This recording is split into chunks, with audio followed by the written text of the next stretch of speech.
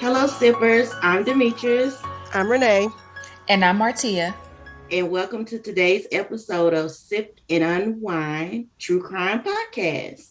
Hey, ladies. How y'all doing today?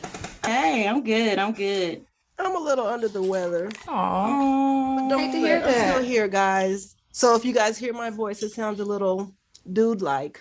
I mean, that's no, there's no dude-like. It's dude-like. I've been told that it sounds like a man. So, I mean, I'm just rolling with it today. So, that's what it is. You guys, but I'm here. I'm here for you guys. I'm glad you're here. Yeah, thanks. Yes. Pushing along. And I hope you feel better. And it ain't the monkey. It ain't the COVID. It ain't okay. Oh. I don't think so. It just feels like a sinus something, because I got like a headache with my nose. So have you been taking anything or doing any remedies? Really. No home remedies?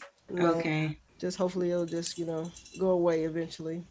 Well, I'm glad we're not face to face. I know, right? Because, man, especially around these times, I don't like anybody to sneeze around me or even clear their voice half the time. So I'm just like, wait a minute. Okay. Side eye, wait a minute, what's going on? Like, don't you know the rules? Like, seriously, I thought that was like understood by most people. Like when people cough out in public now, I'm just like the rules, the new rules. You can hold it until, right. Well, areas that I've been in, I don't even think the rules applied. It was just like, I cough, you catch it. That's disgusting. Yeah, I sneeze, it's on you. That's it. Oh, yeah, we fighting. That's crazy. So other than being under the weather, for Renee, Martia, what have you been up to? I have been spending time with family and enjoying my break from studies. So I've been chilling. No complaints over this way. And I've still been just roller skating, so I'm just. Oh, that's fun. Did you build your ramp yet? I didn't. I'm still waiting for a picture of a ramp. I've been banned. I've been banned from the ramp, so. Well, I want to see a picture too, and I want to see a video when the ramp gets built. I need a video of you in action, girl. You're gonna do it. I feel it. I know. First of all, I'm not a carpenter, so you're gonna see a makeshift. And you have to post it to our social media so people can see it. Oh no, that's gonna be a no to the no. Private only. Anyway, that's all I've been up to. Are you ladies sipping on anything new? I'm sipping on something that I probably have mentioned a few times, so this is just gonna be my same old. I'm drinking on a Taylor port wine today. It's called Tawny Port, TAWNY Port. And it's 18% ABV, so it tastes pretty good. It's one of my favorites. It sounds like you're gonna be knocked out after this podcast. I'm not sure. It's take a lot to knock me out, but but it's pretty strong now. It's good though. Well, since I know Renee is under the weather, are you sipping on anything? I actually still am. I have my water over here, but I also have a little bit of Moscato that I'm sipping on just for the occasion, because that's my favorite. Sipping on wine. Oh, that's my favorite. And the alcohol content on here is like 5% or 5.5%. So I'm keeping it low. Oh, that's cute. Yeah. That's cute. It's a baby wine. It's a baby. But well, I had to pour something because Yeah, you gotta unwind with the unwind. I'm drinking on a wine spritzer. It's a white wine and Sprite mix, 50-50. That sounds good. Yeah, just kept it simple. I love my white wines. Those are my favorite. Those are my go-tos.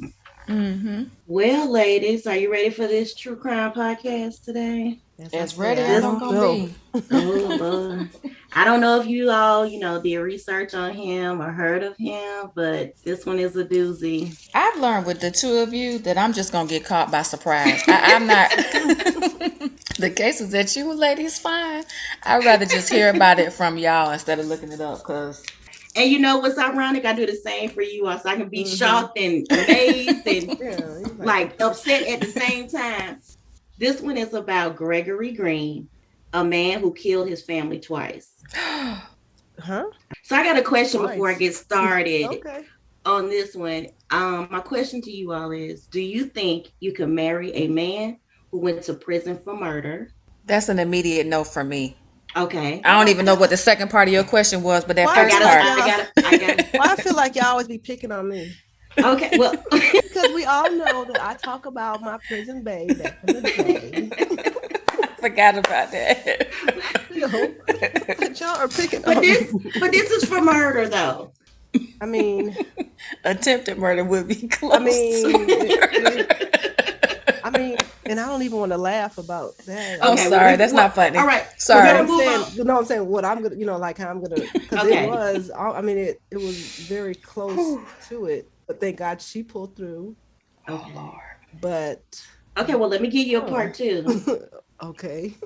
My second question is: do you believe someone who was incarcerated for murder can be rehabilitated and released to society as a better person? Yes. You I do do? too. I say Okay. yes to that. All right. Well, So that's good. So I ended on a good note then, let's since let's let's since it hold can those be. two questions and Oh, think about your wait a minute. responses after you hear this. Oh That's man, that's I a think it was side set eye up. yes. That's a It's a side eye wait a yes for minute. me, but it is a Okay. yes. I feel like Okay. that's a setup. That was a Oh. setup right there. We fell That's for a the setup. trap. She Yep, set we us sure up. We did. fell right in She it. did. She did. Okay, Okay. go ahead. So let's get started. Let's dive into this true crime of Gregory Green.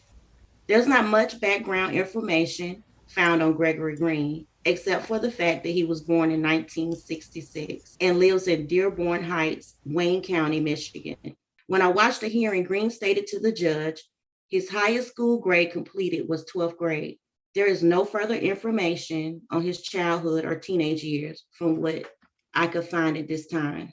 But let's begin. In July 1989, Gregory Green married a woman named Tanya Clayton and cared for her daughter she had from a previous relationship and a second daughter, but it is unclear if Green is her biological father. After 2 years of marriage, on July 14th, 1991, a horrific event took place. Tanya Green, who was 6 months pregnant at the time, was stabbed multiple times in the face and chest by her husband, Gregory Green, Oh my goodness. just 2 years after the marriage, Mm. killing both her and their unborn child.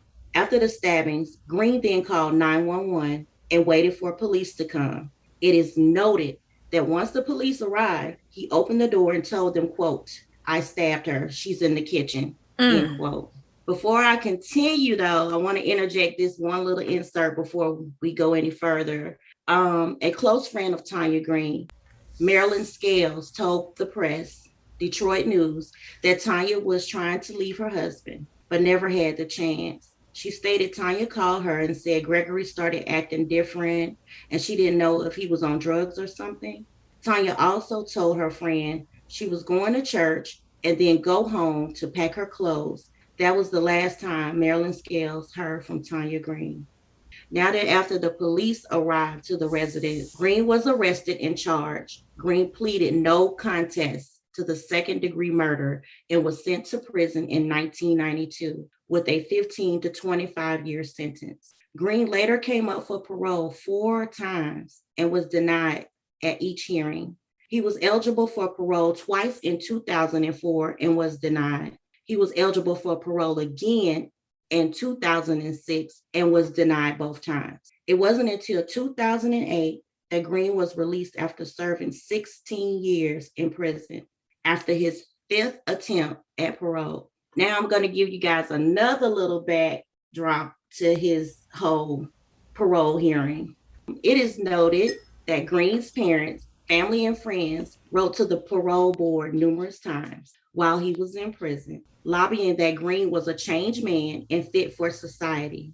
Wow. His mother wrote a letter and stated in it, I quote, "I don't believe Gregory is a threat to society. I don't believe a long sentence will make him better because he has suffered already and will continue to suffer the rest of his life." End quote. This was written in a letter in 1992 while she was asking for his leniency. There was also a pastor of the community who visited and counseled Green while he was in prison. Also, like the others, he lobbied for Green to be released. His name is Pastor Fred Harris. Harris wrote to the Michigan Parole Board on August 17, 2005, quote, "Gregory and I were friends before his mishap, and he was incarcerated. He was a member of our church. I feel he has paid for his unfortunate lack of self control and the damage he has caused as much as possible and is very sorry. The next year, Harris wrote, and I quote, "If he is to be released, he will be welcome as a part of our church community, and whatever we could do to help him adjust, we would," end quote. He called that murder a mishap. That's not a mishap. It is exactly like a Yeah, I'd have been offended. How do you label that as a mishap? He stabbed that woman multiple times in her face. Yes, the pastor said it's a mishap. And he said that they would look out for him. The church community would help him, and when he get out and adjust to society. That's crazy. A mishap. Yeah, that's crazy because a mishap is like something happens on accident. You can't accidentally stab anybody over and over again. That's terrible. Your own wife with your unborn child. In 2008, Green would go on to be released by 2 members of the parole board after only serving 16 years for the murder of Tanya Green. The parole board concluded, based on his prison record provided, there was no trace of violence, no hint that after being released, he would commit crimes. While incarcerated, his history appeared clean. He followed rules and stayed out of trouble. He was noted to be respectful to staff and other inmates. He had only one misconduct. He was given a ticket for fist fighting over the television. Prior to his release, Green had completed educational programs and had plans for work once released. 2 years after Green was released from prison, he married Pastor Fred Harris' daughter, Faith Harris. Okay, he married the pastor that said that it was a mishap. Oh, wow. He married his daughter. Faith Harris. Okay. I do have a quick question. The first wife that he murdered, did it say where his stepkids were during the time the crime occurred? I did go back, but I didn't include it in here because for time's sake, but they were not harmed. Oh, they weren't? Okay. Yeah, they weren't harmed. He didn't do anything to them, but it was concluded that one child did go hide in the closet. So they were home. They were home. Oh, wow. Okay, I was just curious. Wow. Okay. Yep. Thanks for bringing it up. 2 years after Green was released from prison, he married Pastor Fred Harris' daughter, Faith Harris, the same pastor who had lobbied for his release years prior. It was not noted if they knew each other while he was in prison or how the relationship started, but Gregory Green and Faith Harris married on December 10th, 2010. Faith had 2 children from a previous marriage with Chadney Allen Sr., and both Gregory and Faith would go on to have 2 daughters of their own together. Their marriage was a rocky one.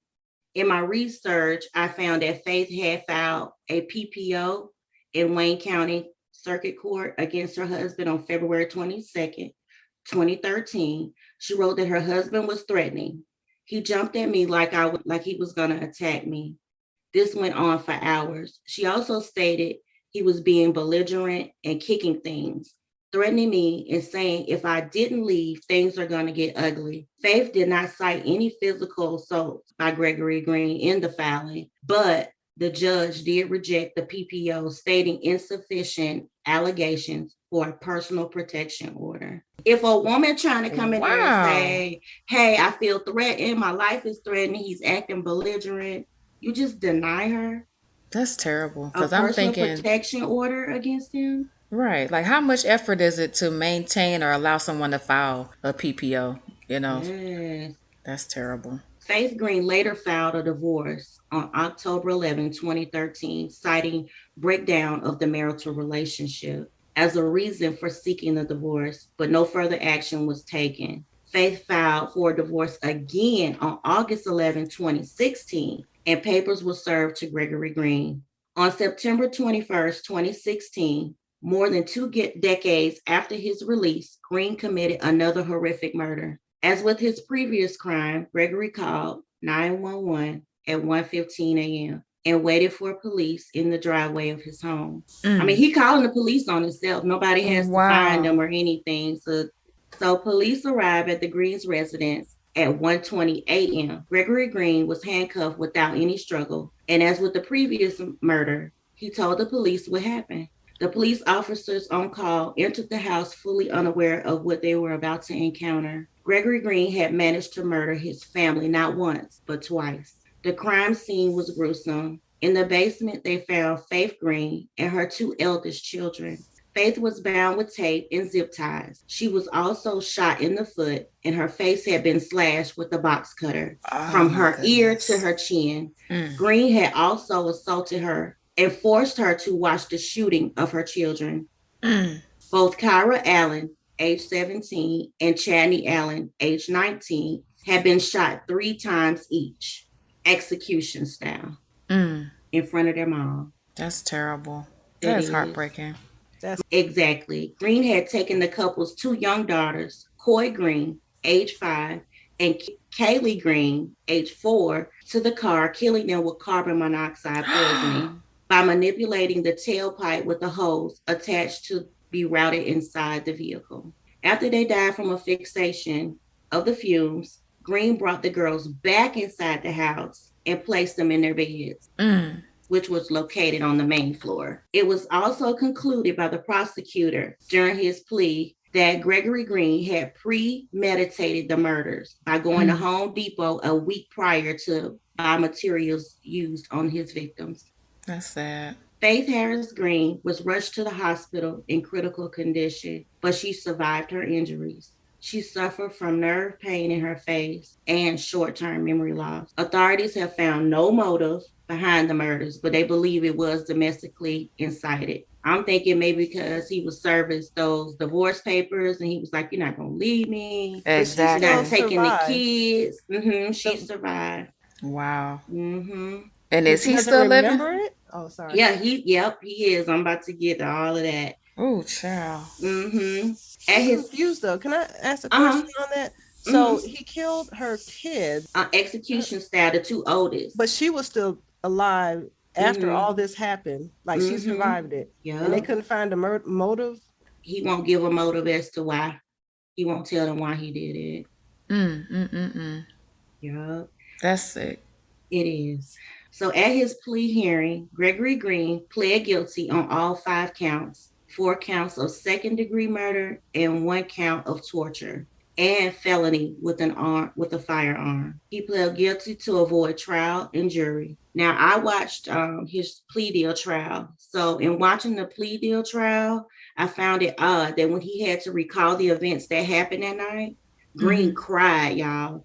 He cried as yes, I thought that was so odd. He cried as he was telling the judge crocodile tears what he did. I you know what? I've seen the crocodile tears before and they don't fall. These were actually tears falling. So that just threw my mind like, wow. I mean, he's probably crazy. That's deep. Is he a real good actor or what? Sociopath. I mean, he had actual tears, like sniffling and everything. So I wasn't used to that. That kind of threw me. I'm gonna have to research that. Like, usually like when you know somebody committed a crime, they go, "And I can't find my kids." And where the tears at? Right. Or can you help me find my husband? Where your tears at? Like, but this man had real tears falling down his cheeks. So I was like, wow, you are really good.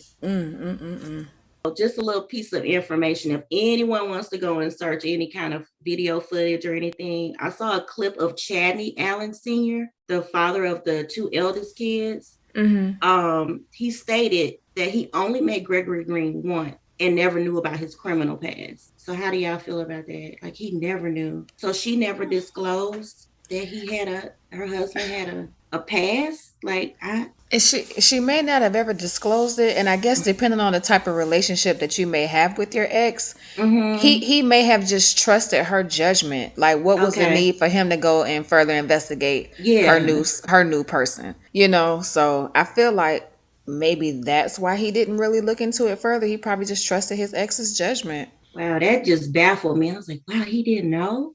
Yeah, I've never been in that situation, of course, but I guess it's like when you know your ex has moved on, are you going home to Google the person? That's true. I guess it depends on what kind of parent you are too. Like some people may be concerned about who is my child about to be around. Let me go home and Google him or whatever. Okay. But unless you do that, I mean, why would you have a reason to? Unless that woman started confiding in him and saying he's abusive or he's this, you know. Gotcha.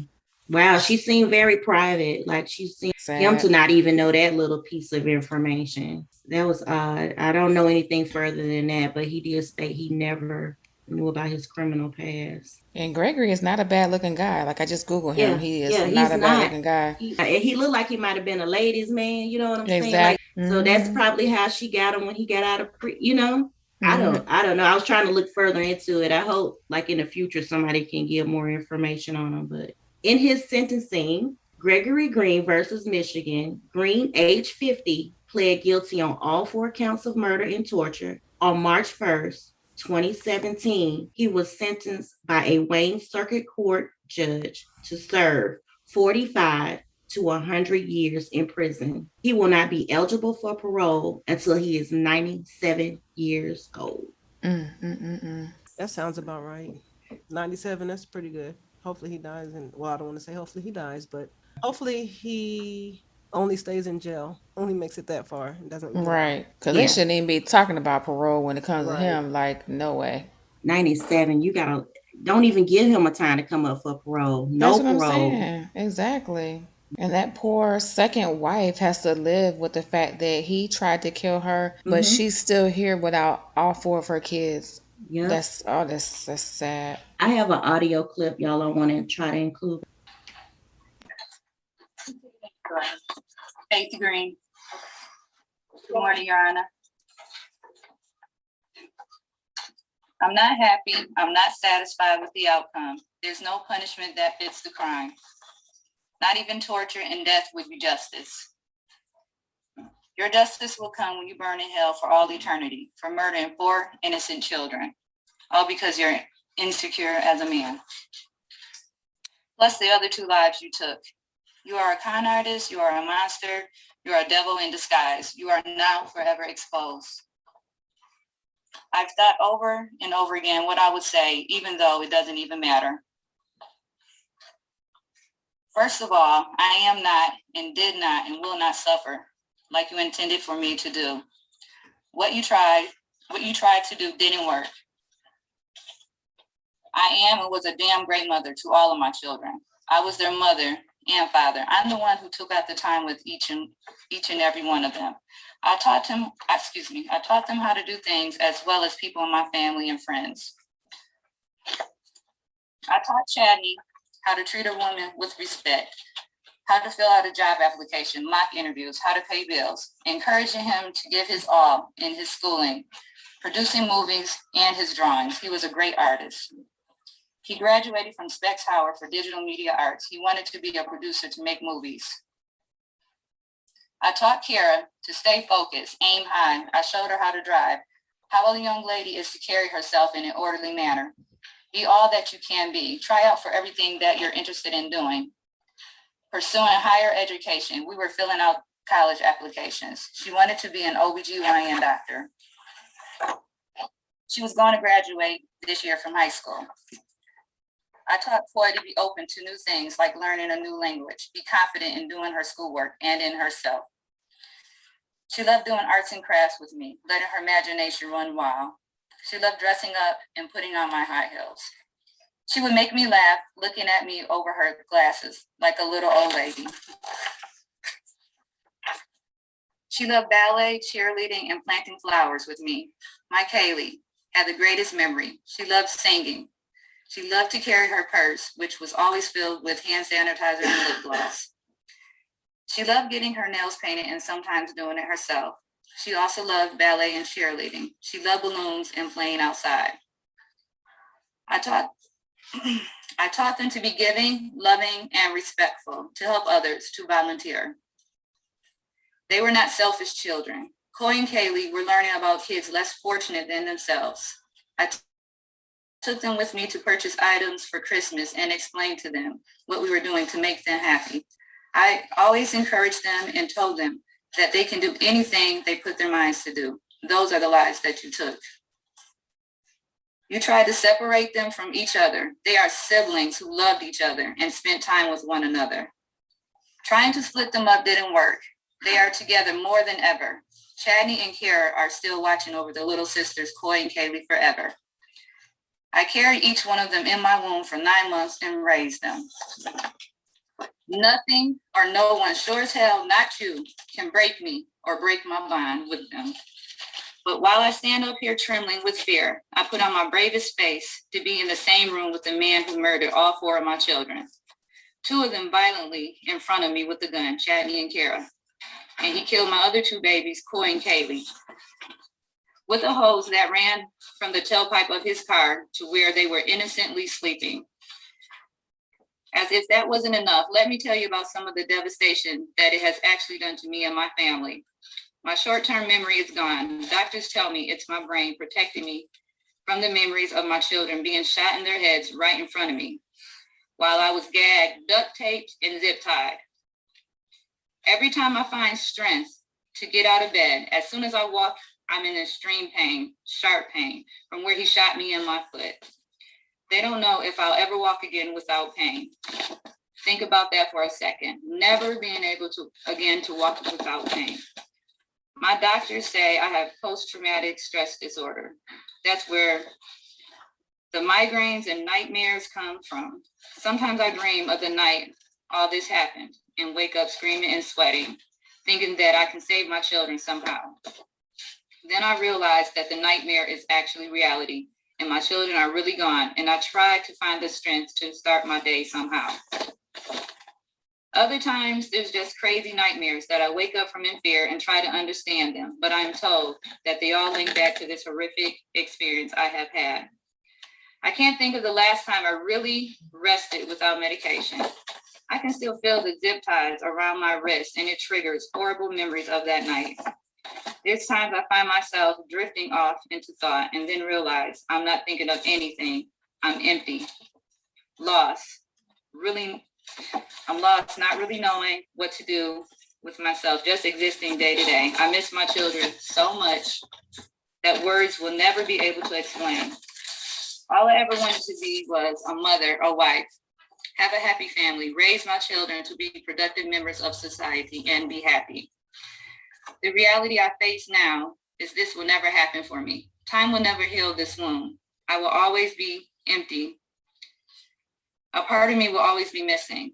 If the day ever comes when I do wake up and it's not the first thing that I think about, when I look in the mirror, I will always be reminded by the scars he put on my face, cutting me from my ears to my chin with a razor blade box cutter. The pain on the left side of my face never goes away. He cut me so deep that it severed multiple nerves that may never heal correctly. I lost so much blood. I was in critical condition for days. I should have died. Some days I wish I would have. He has scarred me for life. My whole family is devastated emotionally by what has happened, but it has extremely been hard on my parents. They love their grandchildren with all their hearts. Most days, my mother has a hard time getting out of bed and has been in the hospital a few times, but my father is taking it the hardest. He's not the same person he once was. The stress has taken a toll on his health. 2 weeks ago, he was taken to the hospital because he had a stroke. I honestly don't know where to go from here. I'm numb. There's a hole in my heart and soul that can never be repaired. The loss to me is so big that I will never truly recover for the rest of my life. I will be forever in pain and heartbreak. This wound will never heal. This wound will never heal. I would like to thank the court and you, Your Honor, for the time you have allowed me to speak. I would like to thank the prosecutor's office and staff and all the police officers who helped in this case. In closing, I understand the recommendation of the sentence, but I would like to recommend, as a victim myself and the mother of all 4 murdered children, life in prison without the chance of parole. Thank you. Faith Green. That was heavy. That was heavy. That's a lot to deal with for the rest of your life. Amazed that she was able to get through that. Speaking. Exactly.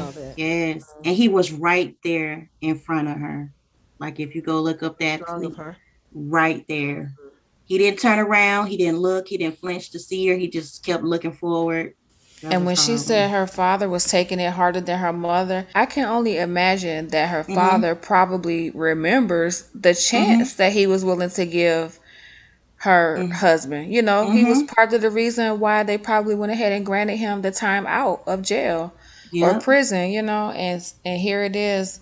That same man that you were trying to extend grace to has taken away all your grandchildren and scarred your daughter for life. So he probably, I don't know this, but he probably carries that a level of guilt. I was wondering the same thing because that's a heavy burden to have. You vouch for this man, not on one occasion, but several occasions. You even went to the prison and counseled him and talked to him. Yeah, I would think that he carries guilt, and I don't want to say he should carry guilt, but if he Mm-hmm. Mm-hmm. doesn't, I would think Yep. something was wrong with him. You know, Yep. if you don't have no guilty conscience at all. That brought me back to the two questions I had prior. Like, My answer is still the same, but it it's still the depends on same. the person. Okay. I'll put that on the end. It depends on the person. Yeah, my answer is still the same as well. I still would never date someone that had been to prison for murder, but I do feel like just because a person may have murdered once, it doesn't mean that if they were given that second chance, they're going to do it again. Because, like Yeah, Renee that's said, true. it depends on the person, and I also feel like it depends on the circumstances as well Yeah, Yeah, maybe of he's that's the just true. crazy. murder. You know, yeah, Okay, y'all yeah. opening me up to other options because I was You was heated like, when I yeah, was doing yeah. this. When I was like, what? Mm-hmm. These people trusted you. You had two kids. They had faith that you changing, and I don't know. That just blew my mind. Mm-hmm. It's terrible. I think that's Horrible. probably I have to admit that might be one of the worst outcomes as far as the cases go that we've discussed so Mm-hmm. I far. know. Like you said, the title was he married his family twice, and I was kind of wondering, okay, where we going with this story? Yeah, But Yeah. murdered his family twice. Yeah. Murder. oh Yeah. yeah, what did I say? I'm Mm-hmm. sorry. You said married. Oh, murder. Yeah, sorry. That's how discombobulated I am over here after Yeah. listening to That's this yeah. this case. Yeah. Yeah, my heart goes out to that second wife Mm-hmm. and it says her specifically, but also her family that's helping, trying to help her through this. Because, like she said, Yes. she's never gonna recover from this ever. And I want to say I do believe that it was domestic, like for both marriages. Mm-hmm. Because even the friend was like, hey, he's acting this type of way when she was confiding in her friend. And then the second wife tried to go get a PPO, but the judge denied her. Like something had to been going on domestically in their home. Exactly. If it Yep. even if it wasn't physical, his end result was a physical action. Mm-hmm. So your verbal is just as bad, Right. to some Exactly. extent, because after verbal comes the physical. Like, when will it end? And a Exactly. PPO is personal protective order, right? Mm-hmm. Okay. Mm-hmm. But So I that's was just saying these sad. acronyms, and I was making sure that Oh yeah, yeah. I'm my sorry. sippers, That I knew. Okay. I just want to say I personally chose this true crime Mm. because domestic violence is an issue in America and across the world. From where I was getting like all these prompts, hey, check out this one, check out this one. I was like, wow, these stories are just becoming too common and nothing's being done. Like some places, the people weren't even incarcerated long enough. Yeah. So it's just crazy. But for anybody going through any kind of domestic violence or know someone, I do have a national domestic hotline number I want to share. That number is 1-800-799-7233. And that's only for the US. I didn't go anywhere else. So, because that's where we reside. We're in the US of A. I just hope, somebody hears this and can help a friend, a family member. Right. Right. I mean, like, how do you even tell the signs? Because he was functioning like, boom, got out of on parole, working, started a Mm-hmm. family, again, a second family.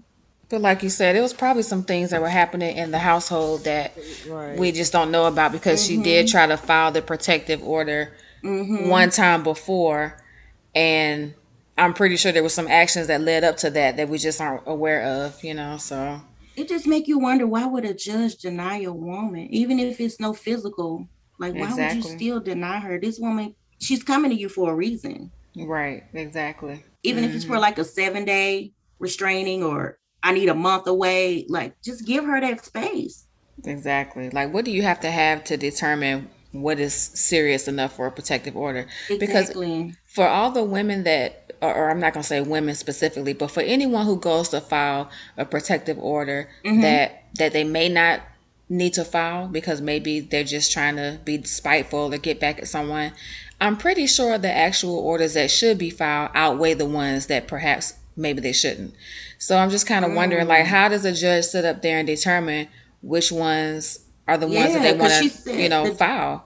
exactly the judge said insufficient allegations. Like, what makes that insufficient? She said he's threatening.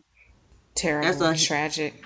I kind of want to say she was let down by many people, but Yeah. I don't know. The dad, I don't I say know. starting with her father. Yeah, I just want to say, I Dad, don't why say did you that. do that? But I just pray that she can heal and just move As much as forward. she can. Yeah. Yeah. because I know that's got to be a struggle that just happened like Right. Yeah. 5 years ago. And what's her name? Faith Harris Green. Faith Harris. I don't know if she took off Green yet, but yeah. during my research, it was Faith Harris Green. Thank you, ladies, for participating with my questions at the beginning. Of course. That's what we're here for, girl. We still got you. You know the setup.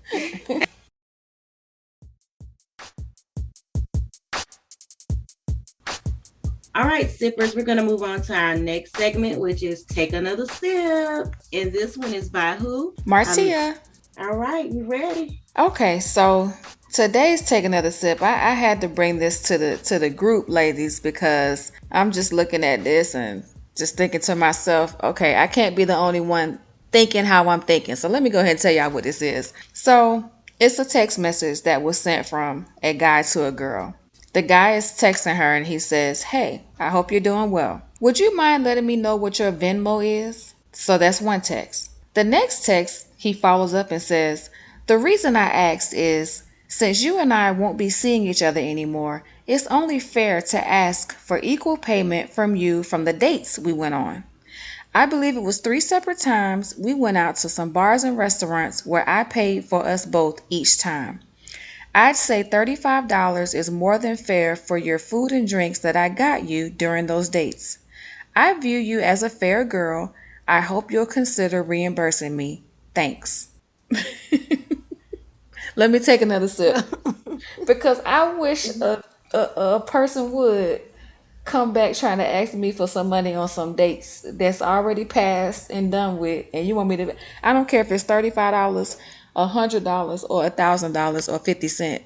But am I the only one who feels that way? Like, would y'all send that $35? That money for you got the experience out of that date. That's what your payment was. Like, how you gonna go back and say, well, since we're not, going to be together or whatever, it's not going to be a thing. Then you owe me. No, you paid the money for the experience to see if it was going to be a thing. And wait, he won't his money back? And let me just reiterate, not just his money, but he done did the math and say the girl owes him $35. So where did he take her on these dates? I ain't even trying to be funny when I say that, but McDonald's, $35. Exactly. It said in the text it was 3 separate times we went out to bars and restaurants where I paid for us both each time. And for those 3 times, she only owes him $35. Yeah. That's $10 a meal.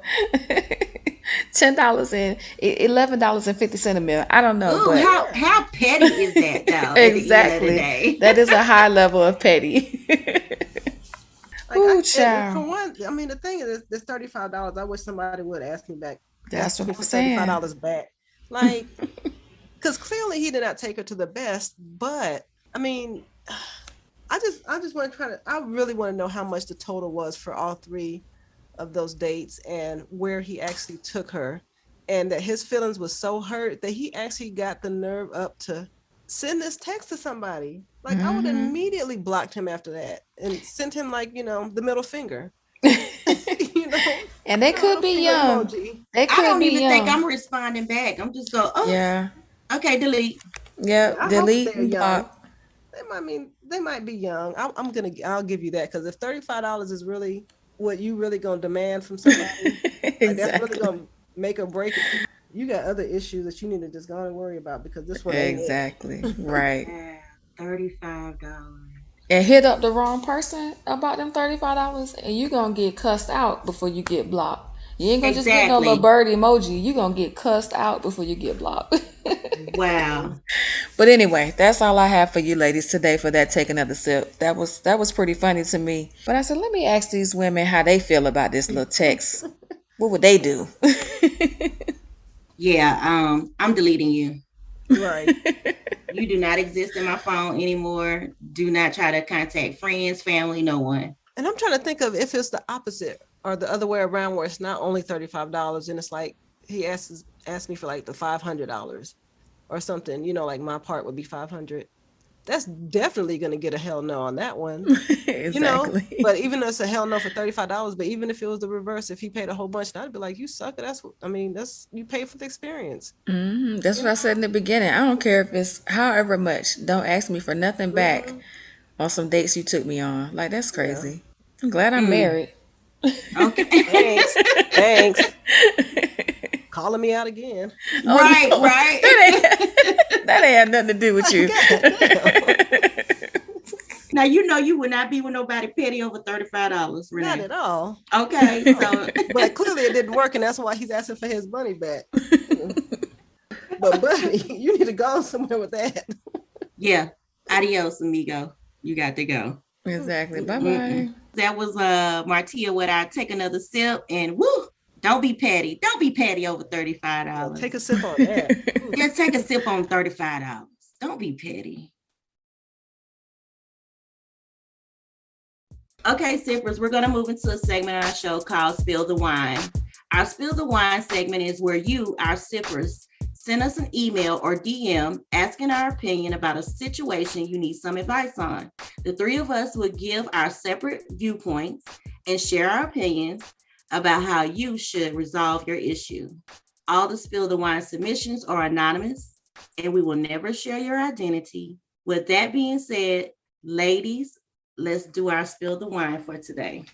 I'm ready, girl. Okay. It's kind of like a short question that I found. There's so many in there, but I like this one because, y'all give some great advice about boyfriends. This one is, my boyfriend's best friend cheated on his girlfriend, and he is condoning his actions. Should I be concerned he would do this to me? Her boyfriend's best friend cheated on his girlfriend, and her boyfriend is condoning his actions. Don't bring that into your relationship. I don't know. I mean, that's almost like the saying, birds of a feather flock together. Do you believe that? Or do you think that's not true? I'm mad the boyfriend cheering him on, and she's like, wait, should I be worried? Will he do that to me? I hope your boo thing won't do that. I'm just going to say that first.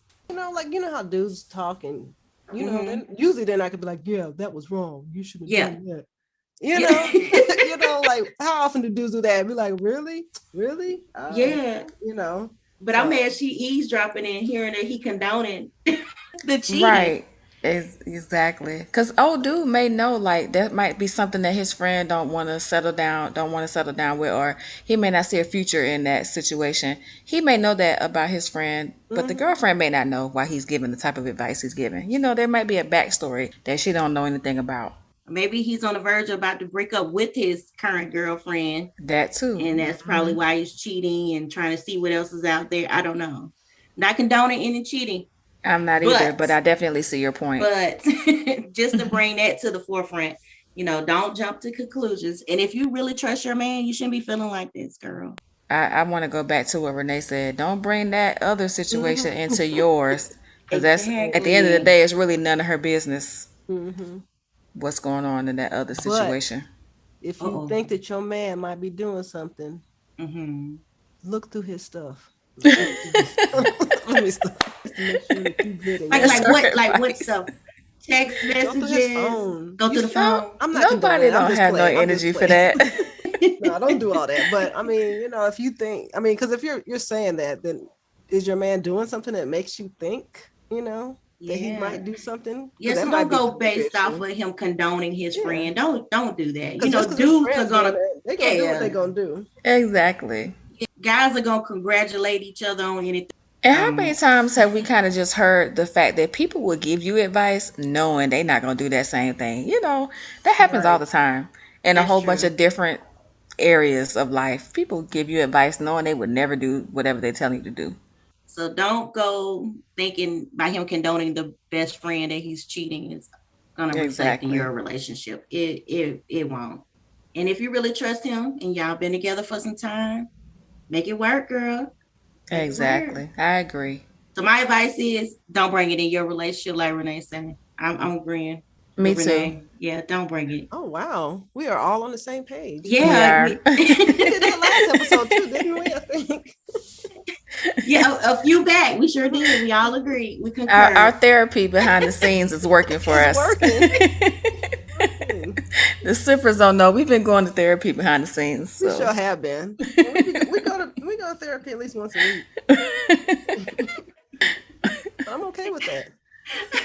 They told a whole confessional, guys. Y'all know the cat is out the bag. Oh, child. Because y'all, It's y'all working. Really knew It's working. the stuff I have to deal with. And look, and they can all say the same. No we can all comment. say the same thing. Look, we can all say the same thing. The stuff I have to deal with. I'm gonna plead the fifth. No comment. Okay. That was a good one. Yeah, these bitches love me though. I tell you. We do. Yeah. We got that love going on in this group. But they cuss me out at least once a week. But you know, that's life. Well, we hope that we kind of helped you with that situation. I hope so. I hope so. Like Renee said, don't bring it. Don't let it spill over into your relationship. Guys are gonna be guys. You just gotta accept that. Girls do it too, though. Girl, you did what, girl? You know, so you just gotta anything negative will happen. I'm hoping. I'm rooting for you, girl. Me I'm rooting too. for you. I'm rooting for you and your relationship. Okay. Good luck. Okay, sippers, we're ending it here, and we hope that you enjoyed this podcast today. And don't forget to listen to the previous ones because those were some juicy ones too. Okay. And subscribe. And subscribe. And what else? Like, share, comment. Okay. Every Tuesday, new episodes. Yes, root for your girls. We are really trying to do this thing and bring, a whole different flavor to this true crime. Bye, sippers. Bye, guys. Bye, ladies. Bye.